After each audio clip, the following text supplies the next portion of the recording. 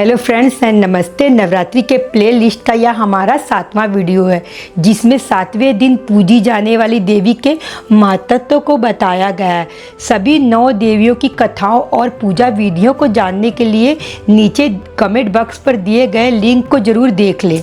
नवरात्रि के 7वें दिन देवी के एक विकराल और विस्मयकारी रूप माँ कालरात्रि की पूजा की जाती है। कालरात्रि का नाम काल, जिसका अर्थ है समय या मृत्यु, और रात्रि, जिसका अर्थ है रात या अंधकार या अज्ञान, इन दोनों का मिश्रण है। इस प्रकार कालरात्रि उस शक्ति का प्रतीक है जो अंधकार का अंत करती है, जो प्रकाश और ज्ञान के उदय का प्रतीक है। उन्हें आमतौर पर काली भी कहा जाता है। उनके विकराल स्वरूप पर बल देता है।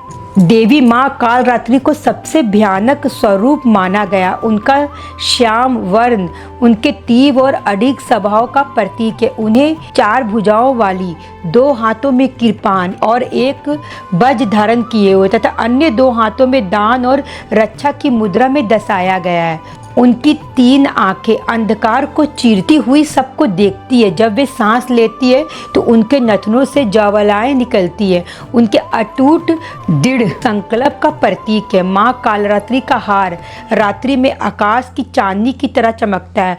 उनके बाल खुले हुए हैं। जो बाल उनके खुले हैं उनके जंगली और अदम्य स्वभाव का प्रतीक है। अन्य देवियों के विपरीत वे गधे की सवारी करना चुनती है। यह एक अनूठा निर्णय है जो उनके व्यक्तित्व पर जोर देता है। यह ध्यान रखना महत्वपूर्ण है कि वह अपने भयंकर रूप के बावजूद भी माँ कालरात्रि एक दयालु देवी है जो अपने समर्पित उपासकों को शुभ आशीर्वाद प्रदान करती है। उनके विभिन्न नाम हैं, जैसे भयकारिणी, जिसका अर्थ है भय का नाश करने वाली, और शुंभकारी, जिसका अर्थ है अच्छे कर्म करने वाली। उनके चरित्र के दोहरे स्वभाव को उजागर करती है। यह दर्शाता है कि सबसे अंधकारमय क्षणों में भी आशा और समृद्धि की एक किरण हमेशा बनी रहती है। माँ कालरात्रि की उत्पत्ति की कहानी वीरता और देवीय हस्तक्षेप से भरी एक रोमांचक और साहसिक यात्रा से कम नहीं है। यह सब तब शुरू हुआ जब असुरों और शुंभ और निशुंभ ने देवताओं पर आक्रमण किया। इंद्र और उनके साथियों को पराजित किया। मदद पाने के लिए इंद्र ने मां पार्वती की ओर रुख किया, जिन्होंने देवताओं की सहायता के लिए शक्तिशाली चंडी का निर्माण किया।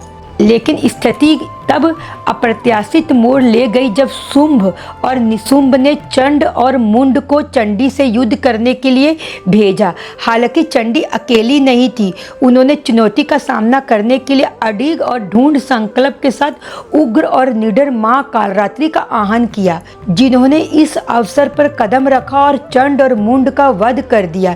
लेकिन युद्ध खत्म नहीं हुआ था।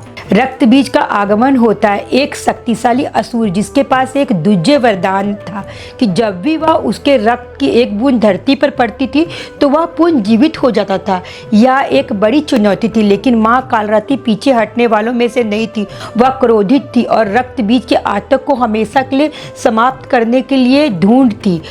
अपना अद्वितीय शक्ति और अटूट साहस से माँ कालरात्रि ने रक्त बीज के रक्त की एक एक बूंद को पी लिया, जिससे वह जमीन पर नहीं गिर सका और अंततः उसकी पराजय हुई। इसके साथ ही चंडी ने शुंभ और निशुंभ को पराजित कर देवलोकों को असुरों के अत्याचारी शासन से मुक्त कराया था। वीरता और देवीय हस्तक्षेप की यह एक महाकाव्य माँ कालरात्रि की अदम्य शक्ति का प्रमाण है, जिन्होंने निडर होकर स्वर्ग की रक्षा की और दिव्य लोकों में शांति स्थापित की। माँ कालरात्रि की पूजा में विशेष संध्या अनुष्ठान शामिल है, जिनका एक विशिष्ट महत्व है।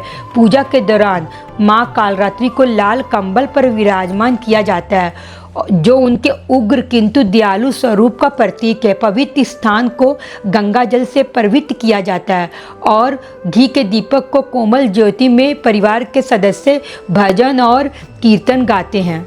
भक्त रोली, चंदन, सुगंधित रथ रानी के फूल, गुड़ चढ़ाते हैं। इसके बाद आरती की जाती है।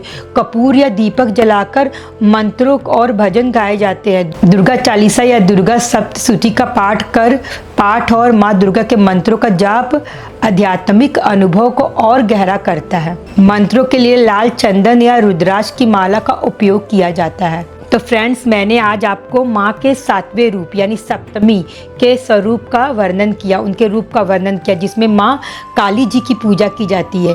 तो माँ काली के रूप का जो मैंने वर्णन किया है वो आपको कैसा लगा ज़रूर बताइए एंड शेयर कीजिए, कमेंट कीजिए। अगर आप हमारे सब्सक्राइबर हैं तो इसके लिए धन्यवाद। अगर आप हमारे सब्सक्राइबर नहीं हैं तो जल्दी बनिए, हमारे सब्सक्राइबर बनिए और हमें कमेंट कीजिए और हमारा जो ये वीडियो है आगे शेयर भी कीजिए। मुझे ऐसा लगता है कि आपको मेरा ये दुर्गा माँ के 1 से लेकर 9 तक की रूप की जानकारी, उनकी ये जो कथा आपको ज़रूर पसंद आएगी। तो फ्रेंड्स, लाइक, शेयर, सब्सक्राइब कीजिए एंड कमेंट कीजिए। तो मैं फिर से मिलती हूँ आपके माँ के 8वें रूप के साथ।